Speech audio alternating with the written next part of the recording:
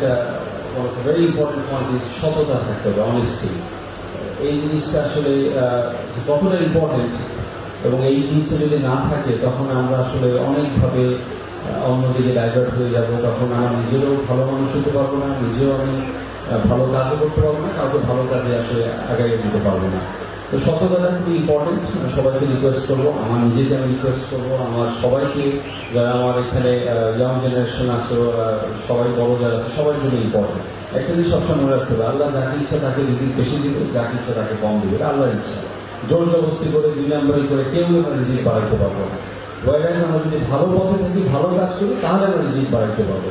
তো সততাটার ব্যাপারে আমরা সবাই খেয়াল রাখি, সততা যাতে আমরা সেখানে ধরে রাখতে পারি। আর একটা জিনিস একটু আগে আমাদের এই বিষয়ে যখন পরিচয় করে দিল যে পর্দার পিছন থেকে আন্টি যে কিভাবে হেল্প করছে, আসলে এখন পর্দার পিছনে আমাদের অনেক অনেক হিরোইন আছে।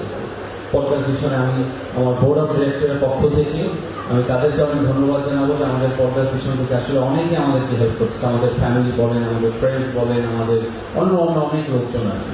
তো আপনারা সামনে আমাদের এই 5-6 জনকে দেখতেছেন, আসলে পর্দার পিছনে আমাদের যতটুকুই